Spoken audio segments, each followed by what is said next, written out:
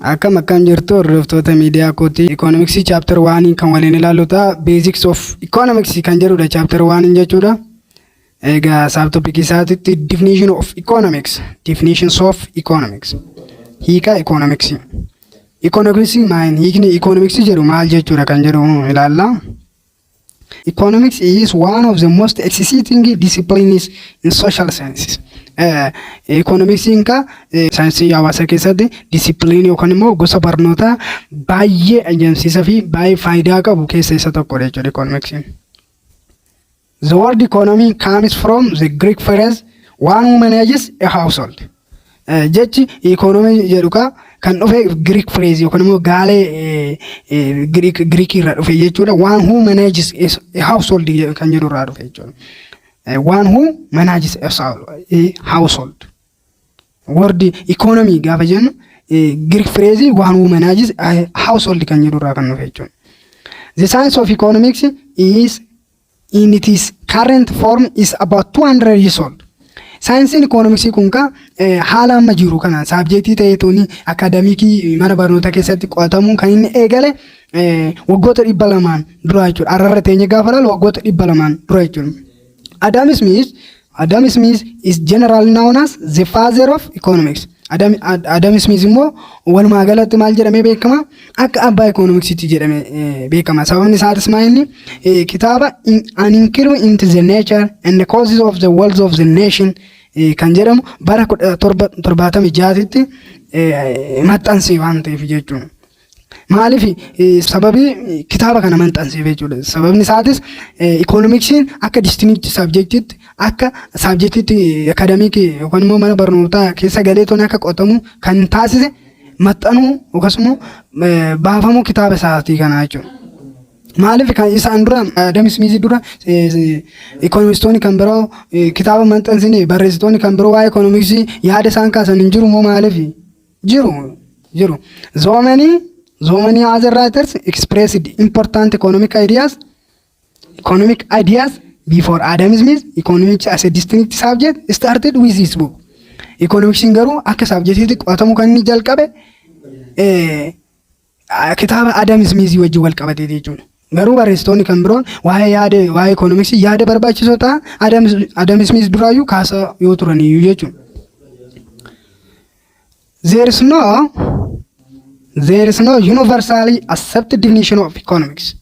Its definition is controversial. Waa'ee hiika economics gaafa laalluka hiikni economics walumaa galatti fudhatama argate hin jiru. Waa'ee hiika economics controversial yookiis immoo kan irratti waliin galamnedha jechuudha.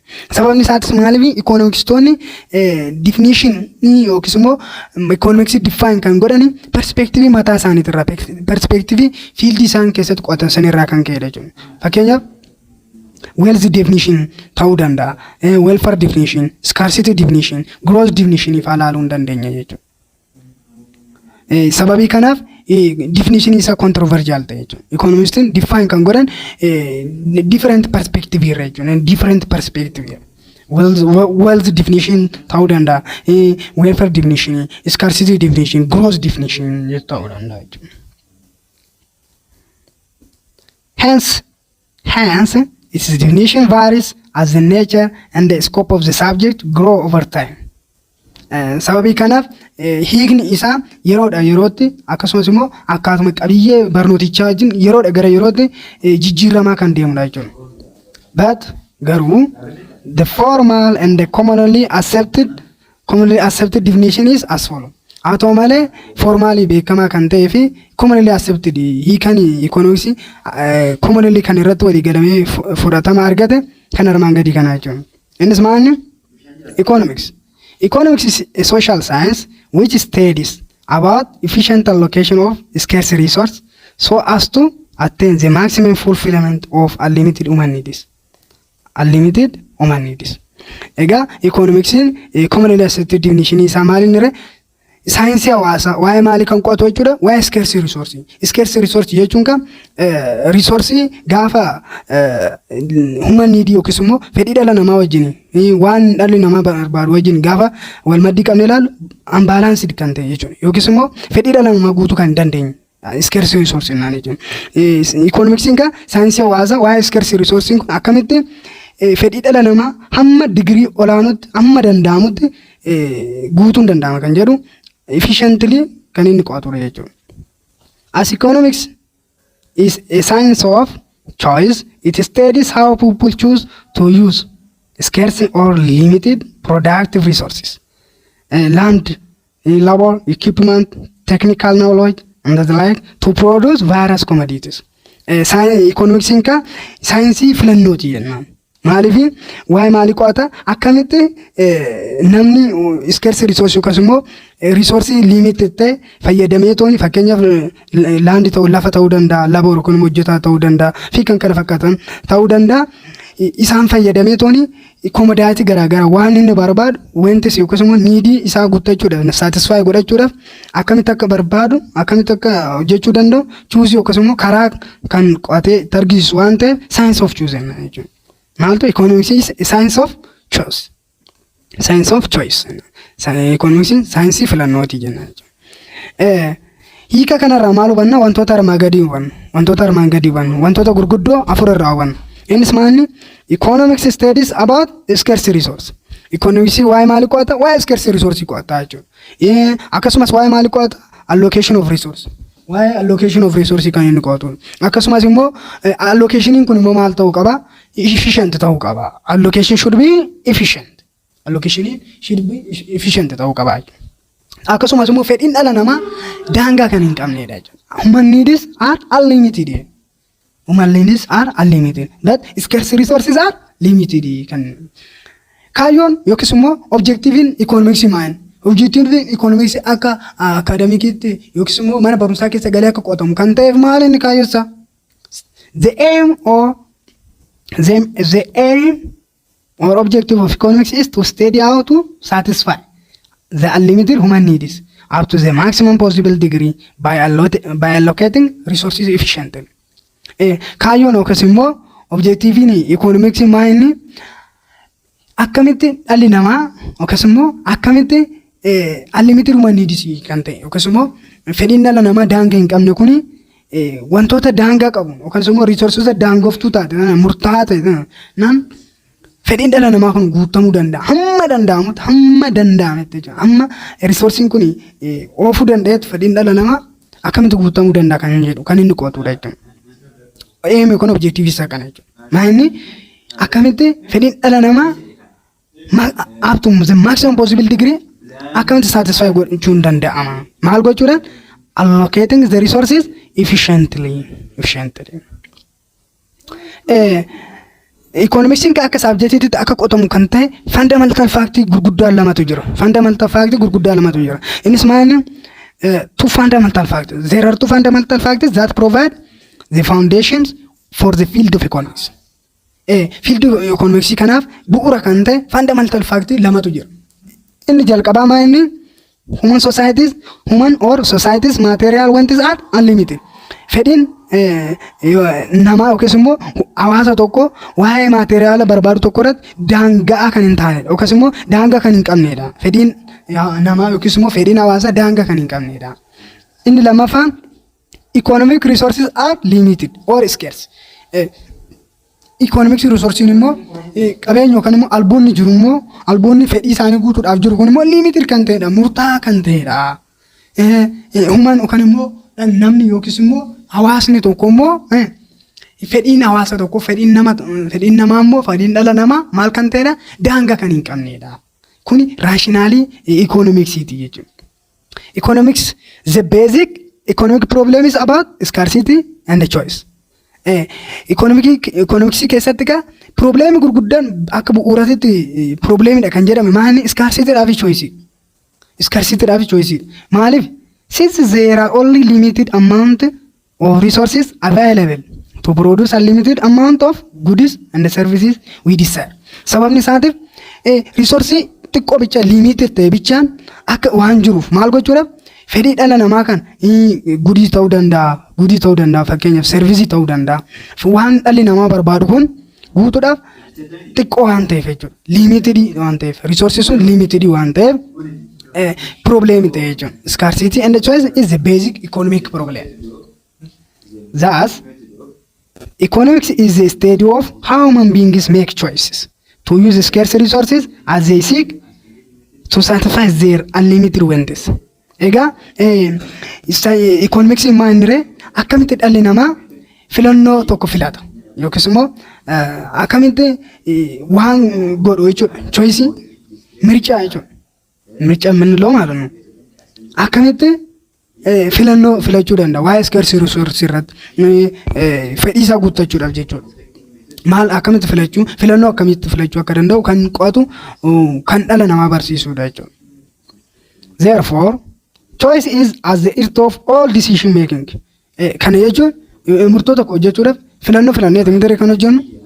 Sababii kanaaf waan tokko hojjechuudhaaf fedhii keenya guuttachuudhaaf resource fayyadamnu tokko akkamitti akka fayyadamnu choice goonu. Walumaa filannoo yeroo itti nu dhiyaatu jira. Kanaafuu filannoon decision making keessatti gahee guddaa qaba jechuudha. Murtii tokko murteessuu keessatti gahee guddaa qaba.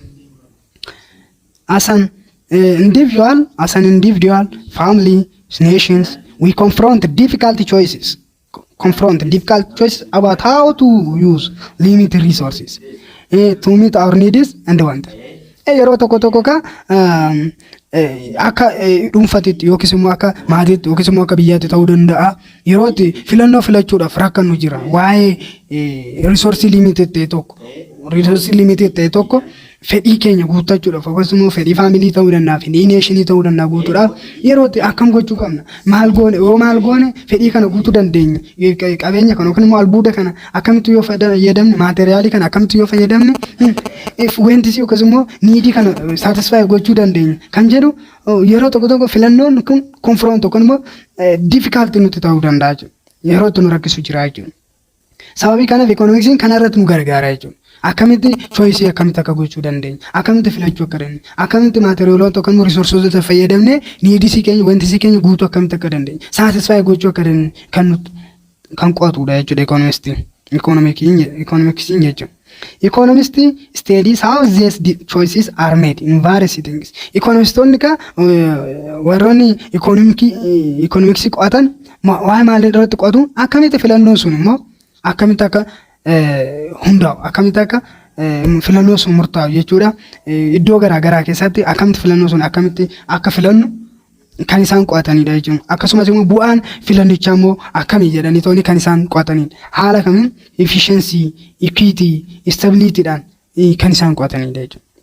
Criteria an akka efficiency, an akka equity dhaaf stability kan kana fakkaatu kan isaan qoratanii jiru. Outcome isaa immoo yoo namni kana filate, yoo hawaasni kana filate, individualiin yookiin family yookiin nationiin tokko kana filate bu'aan isaa immoo kam ta'uu danda'a kan jedhamu in terms of efficiency, equity and stability kan evaluate godhuudha jechuudha.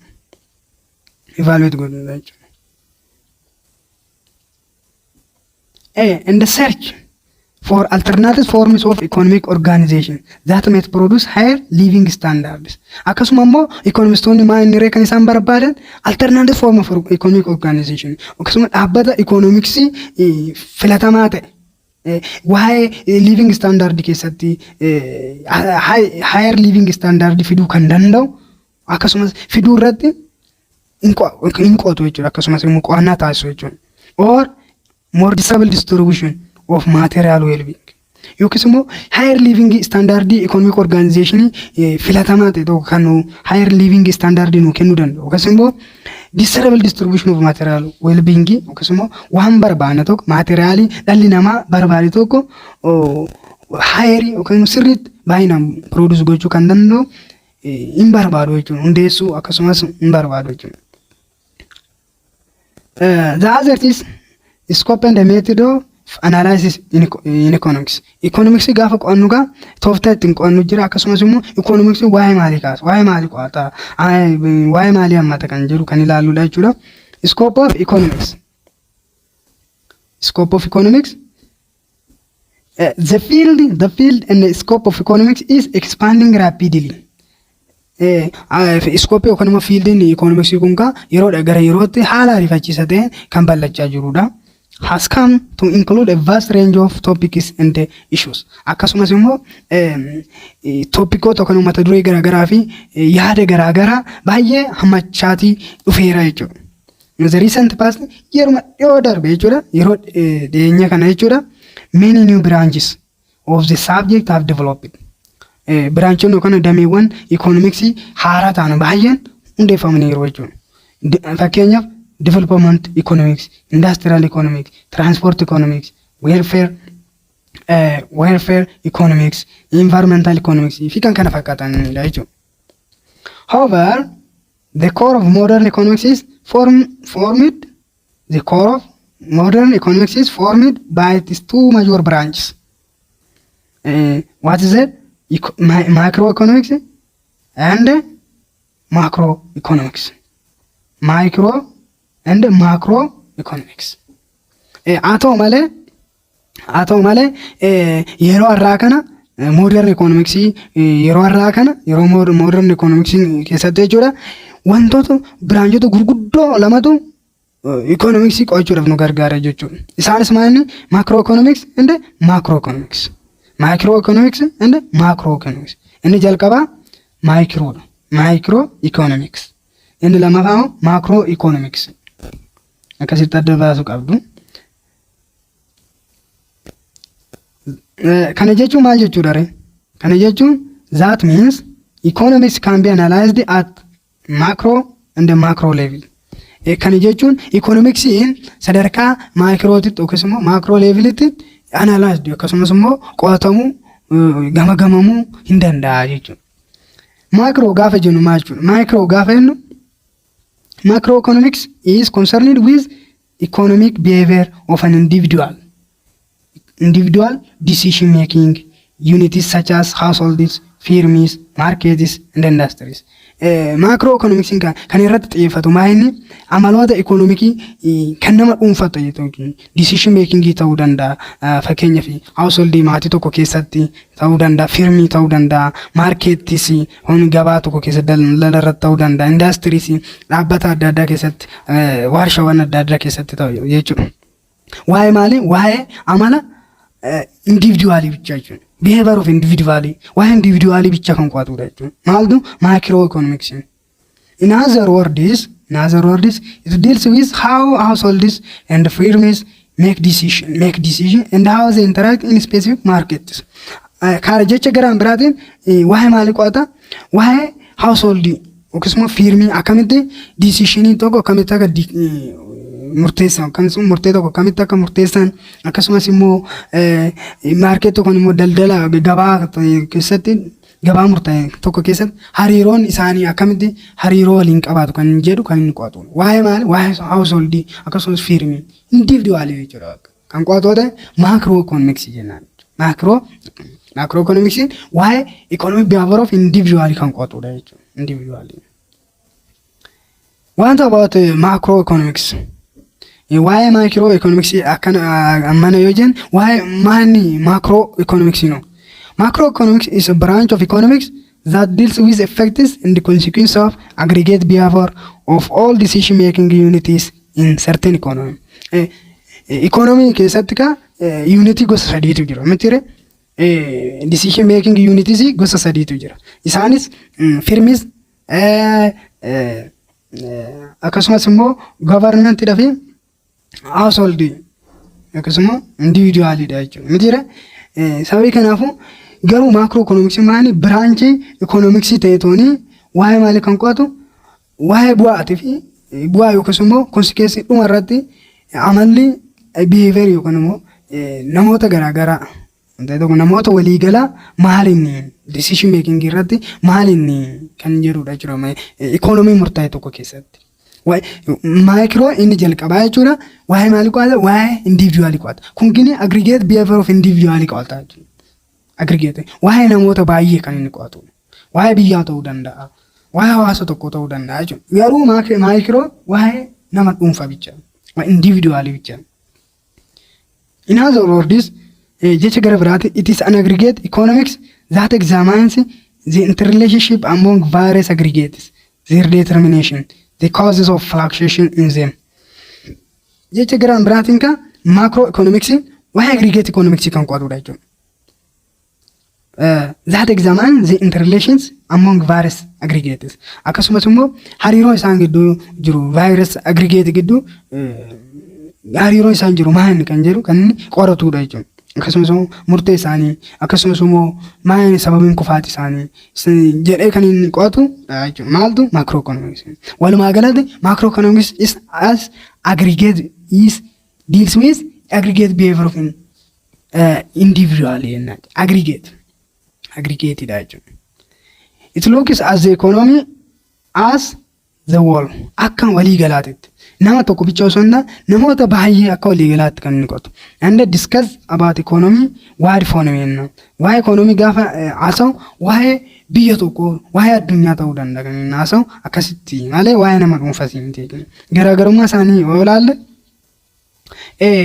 microeconomics studies individuals economic unities of an economy. Akkuma jenne ka microon waa'ee individual economic unities kan qo'atudha. Macroeconomics ngini waa'ee studies economic as well and it is aggregate.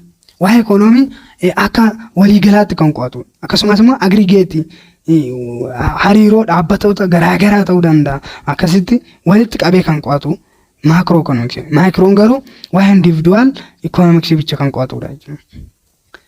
Macroeconomics deals with individual income, individual price, individual output. Akkuma jenne ka waa'ee individual income, waa'ee individual price, individual output ta'uu danda'a. Haa ta'u malee waan barbaade wajjin walaa qabatu jechuudha. Waan barbaade wajjin walaa qabatu maal individual yoo ta'e macroeconomics jechuudha. Waa'ee individual yoo ta'e macroeconomics deals with national income, output and the general price level. Kun immoo waa'ee national waa'ee income biyya tokko akkasumas immoo output and the general price level akka biyyaatti kan qo'atudha jechuudha. Macroeconomics its central problem is price determination and the allocation of resources. Micro keessatti ga maayini rakkoon bu'uura isaa maayini yoo jennu price determination and the allocation of resources jechuudha. Macro keessatti garuu central problem maayini determination of level of income and employment. Determination of level of income and employment. Macro keessatti garuu price determination and the allocation of resources. San keessatti macro keessatti immoo determinations of level of income and employment. In microeconomics, it main tools as the demand and the supply particular commodities and the factors. Akka meeshaatti kan inni itti fayyadamu microeconomics keessatti demand and the supply of particular commodity yookaan immoo factory jechuudha. Factory particular commodity demand and supply for particular commodity. Macro keessatti garuu its main tools are aggregate demand and aggregate supply of an economy as well. Kun gini aggregate kun garuu waa'ee maaliti waa'ee aggregate demand aggregate supply main tools isa while micro is demand and supply of particular commodity. In microeconomics, it helps to solve the central problem of what, how, for who to produce in an economy so as to maximize profits. Bu'aa caalu fiduudhaaf waa'ee maalii waa'ee problemii akkamitti fura what maaltu oomishamuu qaba akkamitti oomishamuu qaba eenyuuf oomishamuu qaba kan jedhu kan inni solve godhuudha jechuudha. Maaltu microon jechuudha. While macroeconomics is helps to solve central problem of full employment of resources in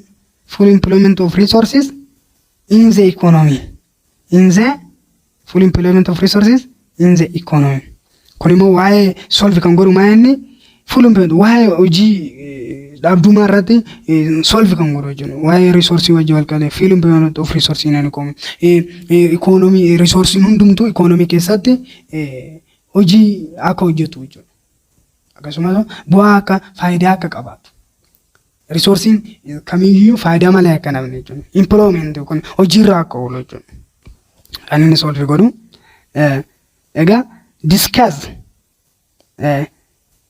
discuss how the equilibrium of consumer, producer, industry is attained. Macroeconomics inga akkamitti equilibrium consumerii, producerii kan industry dhufuu danda'a kan equilibrium consumerii akkamitti dhufuu danda'a kan jedhu kan inni discuss godhudha jechuudha. While macroeconomics is concerned with the determination of equilibrium levels of income and employment at aggregate level. Garuu macroeconomics immoo waa'ee maal wajjin kan wal qabatudha. Akkamitti equilibrium levels of income akkamitti dhufuu danda'a. Akkasumas immoo employment at aggregate level kan inni qo'atudha jechuudha. Fakkeenyota isaanii osoo ilaalle macro akkuma dubbanne waa'ee individuality, individual income, individual saving, individual price, individual firms output, firms output, individual consumption kan kana fakkaata waa'ee individual kan ilaallatu micro dha jechuudha. Macro immoo national income, national savings, general price level, national output, aggregate consumption kan kana fakkaatanidha jechuudha. Egaa note both microeconomics and macroeconomics are complementary to each other. Mind wanto hubachuu qabnu lacheen isaaniitu macroeconomicsinis macroeconomicsinis walirratti kan interdependentidha.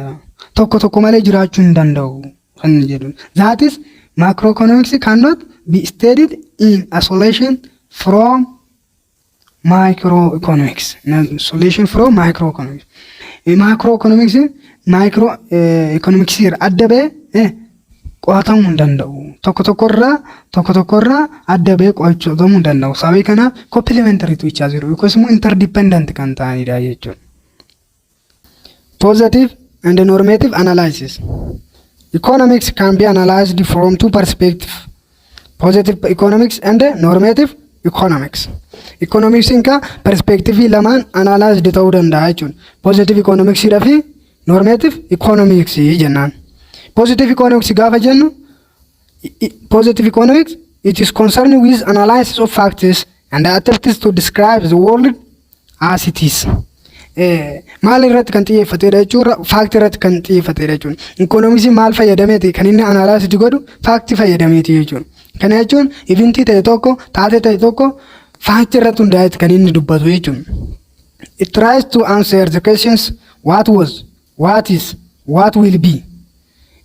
Gaaffii akkamii kan deebisudha jechuudha. Maaltu ta'e, maaltu ta'aa jira, maaltu ta'a ammoo gara fuulduraatti kan jedhu kan deebisudha jechuudha. It does not judge a system as good or bad or better or worse.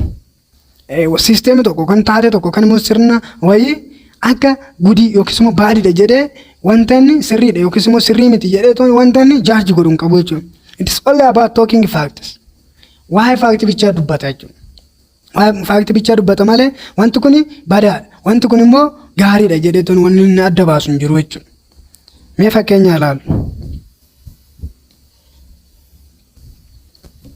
The current inflation rate in Ethiopia is 12%. Sadarkaan qaala'insaa Itoophiyaa keessatti yeroo ammaa persentii 12 kan jiru. Kuni faaktiidha. Faaktiidha gaafa jennu waliigalteen asirratti osoo waliigalamuu baate hima kanarratti osoo waliigalamuu dhabaate namoonni akkamitti waliigaluu danda'u jechuudha. Faaktii ilaaluudhaan jechuudha. Wanti kun dhugaadha moo soba jedhanii irratti waliigaluudhaaf faaktii sun dhuguma ta'e jedhanii faaktii sun qoratanii faaktii sun dhugaa yoo ta'e yaa dhugaadha. Yoo soba ta'e immoo soba jedhanii akkasitti kan irratti waliigalamuu danda'udha jechuudha. In positive economics keessatti waliigalteen yoo dhabame any disagreement on positive statements can be checked by looking into facts. Disagreementiin yoo positive economics irratti jiraate faaktii ilaaluu bichaadhaan mirkaneeffamaa jechuudha. Irratti waliigalamaa jechuudha. Kanaaf waa'ee faaktii bicha kan dubbatu ta'e faaktiidhaan immoo gara waliigalteetti kan dhufnu yoo ta'e positive economics jennaan jechuudha. Fakkeenya kan biraame poverty and unemployment are the biggest problems in Ethiopia. Poverty jechuun hiyyummaan fi akkasumas immoo hojii dhabdummaan Itoophiyaa keessatti rakkoo baay'ee guddaadha. Inni kunis akkuma isa duraati jechuun faaktii jiru ta'ee ta'u jechuudha. Faaktii Itoophiyaa keessatti ta'atii jiru unemployment, poverty wanti kun dhuguma ta'uusaa faaktii ilaalleeti kan beeknu jechuudha. The life expectancy at birth in Ethiopia is rising. Life expectancy Itoophiyaa keessatti dabalaati jira, ol kaati jira kan jedhullee gaafuma positive economics jechuudha. All the above statements are known as positive statements. These statements are all concerned with real facts and information. Akkuma jenne ka example onni armaan olii kun hundumti positive economics kan argisiisanidha. Positive statement dha jechuudha. Kanaafuu statementonni kun hundumti waa'ee maal irratti kan xiyyeeffatanidha? Waa'ee fact irratti, waa'ee information irratti, odeeffannoo irratti kan xiyyeeffatanidha jechuudha. Any disagreement on positive statements can be checked by looking into facts. Disagreement in positive statement irratti ka'ee hundumtuu karaa maaliitiin irratti walii galamuu danda'a? Looking into facts. Positive economics kan ta'e hundumtuu maal jechuudha? Checked ta'uu kan qabu looking into facts. Looking into facts. Facts ilaaluudhaan akkuma dura jenne irratti walii galamuu danda'a jechuudha yoo walii galteen. Kanaan bira normative economics. Normative economics. Normative economics, it deals with questions like what ought to be, or what economy should be. Kun immoo maal irratti kan xiyyeeffatedha?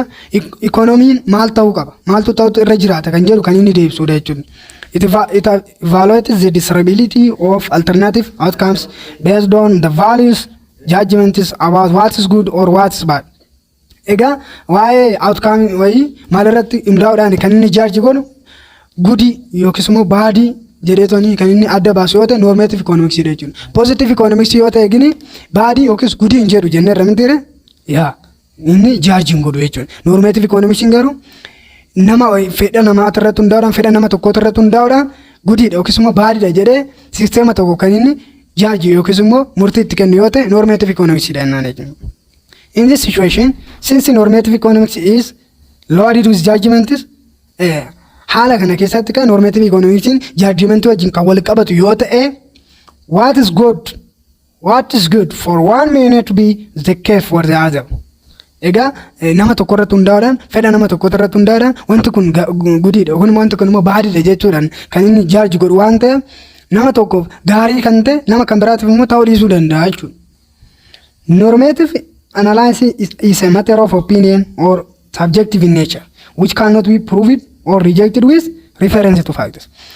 Egaa akkuma dubbanne normative economics fedha nama tokko irratti hundaa'uudhaan opinionii yookiis immoo ilaalcha nama tokko irratti hundaa'uudhaan wanti kun gaariidha wanti kun immoo bareedaadha jedhee kan murteessu waan ta'eef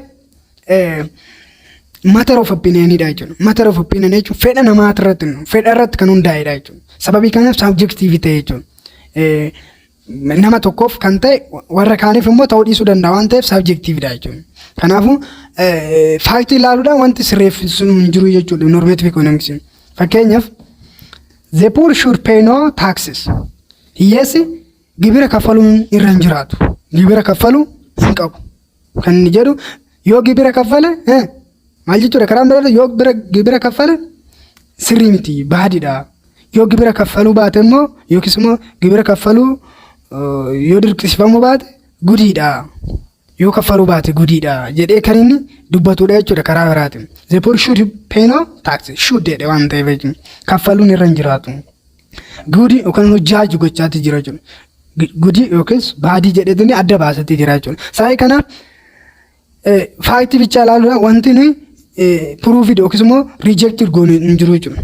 Hima kana faaktii wayii ilaallee reject yookiis immoo proof gochuu hin dandeenyu. Kuni matter of opinion waan ta'eef jechuudha. There is a need for intervention of government in the economy. Females ought to be given job opportunities. Kun akkasuma jechuudha. Akkuma example isa duraate jechuudha. Females ought to be given job opportunities kan jedhu fakkeenyaaf dubartoonni carraan hojii kennamuuf itti jiraata. Oo hin kennamneef ta'e baadiidha. Yoo kennameef garuu gaariidha jedheetoni judge gochaa jira jechuudha. Sababii kana normative economics sistema tokko waan ta'e tokko based on one's value judgment is good or bad jedheetoni kan inni murteessudha jechuudha. Yoo waliigalteen dhabame fakkeenyaaf positive economics keessatti maal jenne turre yoo waliigalteen dhabame waa'ee positive statement sanarratti waliigaltee yoo dhibe akkamitti sirreeffamu akkamitti irratti waliigalamuu danda'a jenne by looking with reference to facts jenne mitiire. Asitti garuu reference to facts ilaaluudhaan sirreeffamuu danda'u jechuudha normative economics keessatti. Since it is what judge the value or the systems based on one's value, once matter opinion, since it is what judging the value or the systems based on one's opinion jechuudha.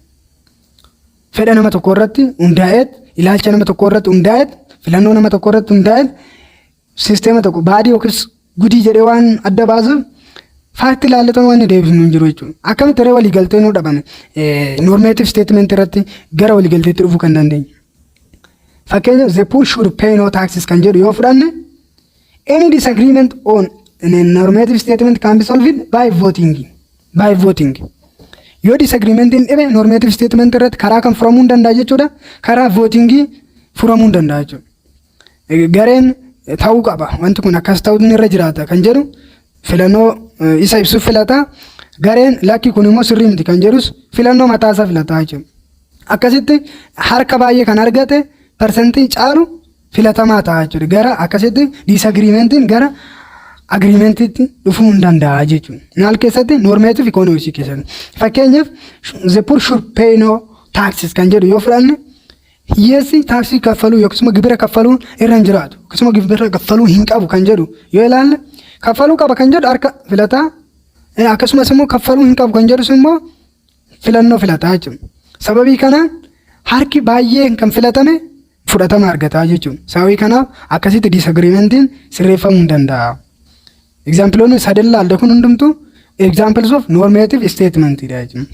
Egaa positive statement jechuun waa'ee faaktii bichaarratti kan xiyyeeffatu economy akkamitti analysis godha facts jedhan jechuudha. Akkasuma dhugaadhaan normative economics garuu based on one's value judge system as good or bad jedheetooni kan inni analysis godhudha jechuudha. Fedha nama tokko irra ilaalcha nama tokko irratti hundaa'uudhaan sisteemiin kun gudiidha yookaan immoo baadiidha jedhee kan inni adda baasudha jechuudha. Positive economics keessatti inni disagreementiin uumame kamiyyuu maaliin sirreeffamuu danda'a, maaliin waliigalteetti dhufuu danda'a by reference to facts. Normative economics keessatti garuu maaliin can be solved by voting kan jennudha jechuudha. Egaa barnoota keenya irraa asumatti kan dhaabbatu ta'a. Kutaa isaa fi immoo paartiiwwan kanaan booda jiruun kan xumuru ta'a. Egaa viidiyoon kun faayidaa qaba jettanii kan yaaddan yoo ta'e subscribe gochuu akka hin irraanfanne yaada fi gaaffii keessan immoo koomentiirra nuuf godhaa jenna. Thank you.